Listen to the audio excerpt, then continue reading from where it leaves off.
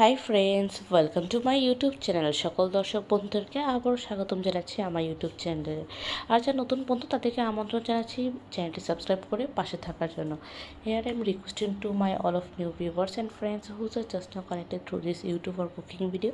Please subscribe my YouTube channel and stay connected. And if you guys are enjoy my cooking video of any of parts, so please do like and share with your near and dear ones.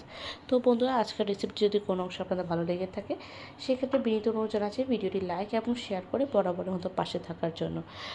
আর বন্ধুরা, তো আজকের রেসিপিটি হচ্ছিল একটি সম্পূর্ণ ভিন্ন স্বাদের এবং ভিন্ন ধরনের একটি কোরমা কারি রেসিপি, যেটা কিনা সম্পূর্ণ ভেজিটেরিয়ানদের জন্য ডেডিকেট করে, বাট যারা নন ভেজিটেরিয়ান তারাও এই রেসিপি দেখতে পারেন এবং উপভোগ করতে পারেন। তো আজকের রেসিপিটি হচ্ছিল পটলের কোরমা কারি। তো আশা করি বন্ধুরা, পটলের কোরমা কারি অনেক ধরনের অনেকভাবে লোকজন বানিয়ে থাকে। তো কীভাবে করে আমরা পটলের কোরমা কারি বানিয়ে থাকি সেই রেসিপিটি আপনার সাথে তুলে ধরা হচ্ছে।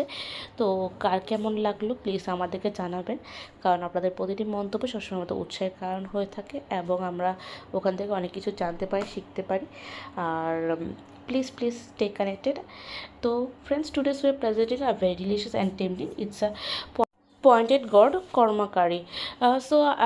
I expecting that you guys will enjoy it. So please let us know your valuable comments in our comment section, because your each and every comments always motivate us. So আর কথা না বাড়ি চলুন তাহলে মূল পর্বে চলে যাই। তো এখানে আমি উপকরণ হিসেবে নিয়েছি আদা, নিয়েছি রসুন, কাজু, নিয়ে নিয়েছি কাঁচা লঙ্কা এবং নিয়েছি পেঁয়াজ। আর এখানে যেটা মেইন উপকরণ যেটা দিয়ে আজকে সব কিছু, সেটা হচ্ছিল পটল। আমি এখানে 6-7টার মতো পটল নিয়ে নিয়েছি, আর তার সাথে সাব ইনগ্রিডিয়েন্টস হিসেবে যেগুলো দেখিয়েছি ওগুলোও নিয়ে নিয়েছি। তো বন্ধুরা, আপনারা মোটামুটি বুঝে গিয়েছেন আমরা আজকে মেইন এবং সাব ইনগ্রিডিয়েন্টস কী কী দিয়ে দিচ্ছি। তো এখন আমি চলে যাব পরবর্তী ধাপে। এখন পটলের খোসাটি ছাড়িয়ে নিব, আর কীভাবে করে কেটে নিচ্ছি তার আমি দুটো নমুনা দেখিয়ে দিচ্ছি। সামনের এবং পিছনের বড়াটা কেটে দিচ্ছি, আর এটা এইভাবে করে উপরের খোসাটা ছিলে নিচ্ছি।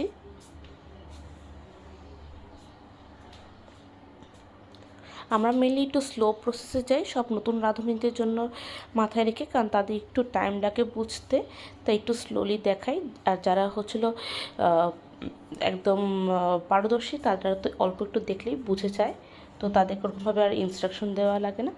আর এখন উপরের খোসাটা এইভাবে করে ছাড়িয়ে নেব। তাও কি অল্টারনেটিভভাবে ছাড়িয়ে নেব, একবারে পুরোটাকে সাদা করব না। আপনি দেখছেন কতটুকু গ্যাপ দিয়ে দিয়ে কিন্তু আমি খোসাটা ছাড়িয়েছি। তাই প্রথম আগে পিল করে নিচ্ছি, গাঢ় সবুজটাকে হালকা সবুজ করে নিয়েছি, তারপর হলো আমি এটাকে খোসা ছাড়িয়েছি অল্টারনেটিভভাবে, মানে সম্পূর্ণভাবে সাদা না, একটু একটু করে বাদ দিয়ে দিয়ে রেখেছি। তারপর হলো আমি এরকমভাবে করে একটু কেটে কেটে দিচ্ছি হাফ করে, যাতে যখন মশলার মধ্যে আমি যখন এটাকে রাখবো, মশলাগুলো যেন ভালোভাবে যেন ভিতরে যেন ইনজেক্ট হয় বা ভিতরে যেন ভালো করে চলে যায়। তো আশা করি বন্ধুরা বুঝে গিয়েছো। আর এইভাবে করে আমি যে কটা পটল দিয়েছি, এখানে আমি 7-8টার মতো পটল দিয়েছি, ওভাবে করে আমি সেম পদ্ধতি অবলম্বন করেছি। এখন আমি চলে যাবো ম্যারিনেশনে। তো প্রথমে এখানে দিয়ে দিচ্ছি নুন, দিয়ে দিচ্ছি হলুদের গুঁড়ো, দিয়ে এটাকে ভালো করে ম্যারিনেট করে নিচ্ছি।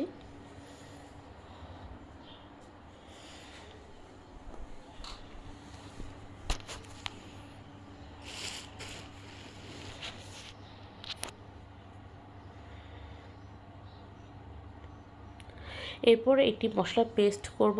তো এখানে সোক করে রাখা কাজু বাদাম দিয়ে দিচ্ছি, আদা দিয়ে দিচ্ছি, কাঁচা লঙ্কা, রসুন এবং পেঁয়াজ কুচি যেটা কেটে নিয়েছি। এই পর্যায়ে দিয়ে দিচ্ছি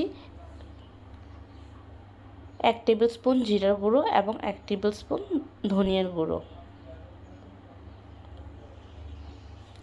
দিয়ে সামান্য জল দিয়ে এটাকে স্মুথ একটি পেস্ট করে নিচ্ছি। চলে আসছে পরবর্তী স্টেপে। একটি কড়াই নিয়েছি, কড়াইতে একটু সামান্য তেল দিয়েছি, তেলের পরিমাণ কতটুকু এটা তোমরা দেখতে পাচ্ছ স্ক্রিনে। এরপর তেলটি গরম হয়ে গেলে এখানে আমি পটলগুলো ভেজে নেব প্রথমে, বাট তেলটি ভালো করে গরম হয়ে আসতে হবে। তারপর এখানে আমি সেই ম্যারিনেট করে রাখা পটলগুলো আমি এখানে দিয়ে দিচ্ছি। দিয়ে এটাকে সুন্দর করে আমি ভাজা ভাজা করে নিচ্ছি।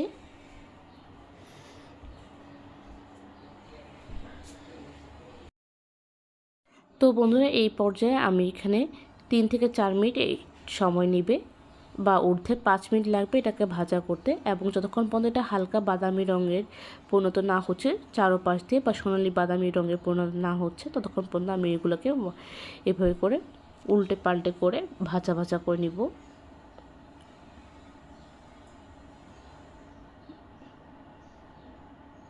I'll fry it until the color turns into the golden brown color, and the moment it's confirmed, so I'll gonna to transfer to another bowl. তো এবার করে ভাজা ভাজা হয়ে গেলে আমি এগুলোকে অন্য একটি পাত্রে স্থানান্তরিত করে নিব।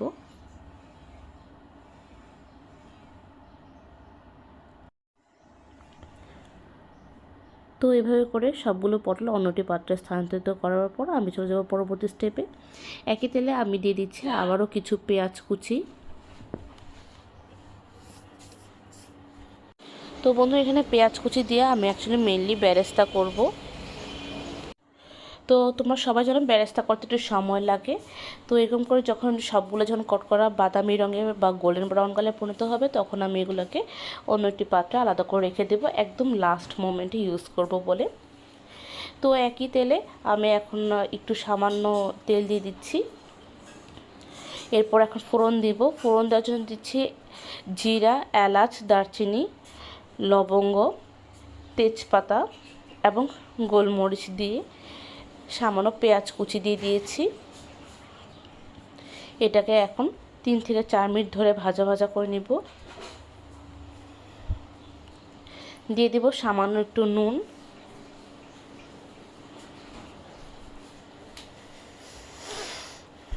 এরপর দিয়ে দেব সেই বাটা মশলা যেটা একদম শুরুতে দেখিয়েছিলাম। দিয়ে এটাকে আমি ভালো করে মশলাটি কষিয়ে নেব। 5 to 6 মিনিটস লাগবে। এরপর দিয়ে দিচ্ছি ওখানে পরিমাণ মতো নুন, দিয়ে আমি এটাকে কন্টিনিউয়াসলি কষাতে যাচ্ছি। So I'm gonna to cook it next 4 to 5 minutes until the oil separates. After that I'm gonna to add green chilies. আমি এখানে আস্ত কাঁচামরিচ দিয়ে দিচ্ছি সেই ভেজে রাখা পটলগুলো দিয়ে এভাবে করে আমি এখন 4 to 5 মিনিটস করে কষাবো।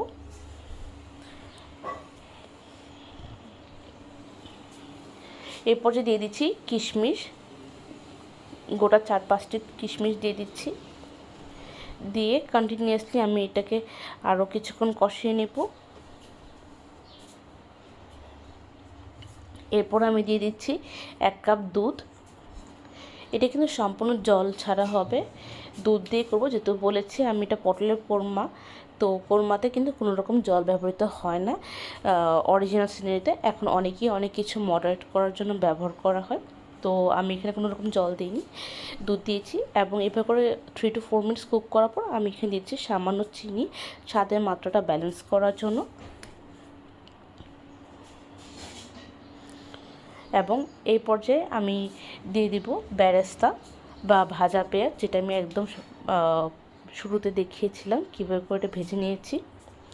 দিয়ে আমি এটাকে আরও 2 থেকে 3 মিনিটসের মতন কুক করব। So friends, now I can say that it's finally ready to serve it. তো এটা পোলাওর সাথে হোক বা ভাতের সাথে হোক বা রুটির সাথে হোক, এটা সম্পূর্ণ মানানসই এবং সমস্ত একটি মজার একটি খাবার। অনুষ্ঠান বাড়ি বা আমাদের হিন্দুদের বিয়ে বাড়িতে এই রেসিপিটি হয়ে থাকে। তো এই রেসিপিটি তখন আমরা কখনো কখনো রান্নার মাসি দিয়ে করে বা বাইরেও করে খাওয়াই, কিন্তু এই রেসিপিটি অনেকেই জানতে চায় কীভাবে করে করা হয়, সবার একটা আগ্রহ থাকে। তো সেই আগ্রহটাকে মাথায় রেখে এই রেসিপিটি আজকে আপনাদের সাথে পরিবেশন করলাম। আর কেমন লাগলো অবশ্যই জানাবেন। So friends, now it's ready to serve it. So my personal opinion, it's completely well paired with the pulao, যেটা কিনা আমার খুব ভালো লেগেছে। তারপর আপনারা জানাবেন আপনাদের রুটির সাথে ভালো লাগে না ভাতের সাথে ভালো লাগে, কার কীরকম ভালো লাগে।